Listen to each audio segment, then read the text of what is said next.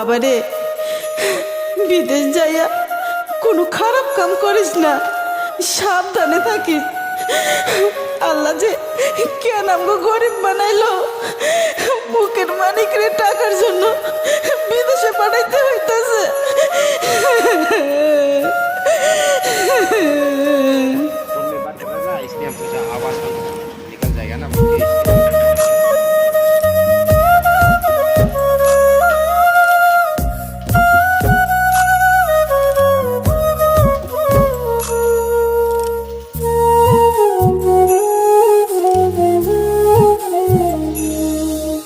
ফুটবে হাসি মা বাবার, আর চলবে রে সংসার।